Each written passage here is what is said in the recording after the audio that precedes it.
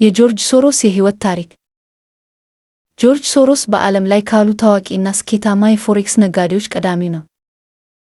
ሕይወቱ ከከባድ መከራ ተነስተው ለታላቅ ስኬት የበቁ ሰዎች ማሳያ ነው። በ1930 በሃንጋሪ ተወለደ። በሁለተኛው የዓለም ጦርነት ወቅት አይሁዳዊ በመሆኑ ብዙ ስቃዮችን አይቷል። በኋላም ወደ ለንደን በመሰደድ በምግብ ቤት አስተላላፊነትና በባቡር ጣቢያ ሻንጣ ተሸካሚነት እየሰራ ትምህርቱን ተከታትሏል። ሶሮስ በለንደን ኦፍ ኢኮኖሚክስ ትምህርቱን ከጨረሰ በኋላ በኢንቨስትመንት ባንኮች ውስጥ ሥራ ጀመረ።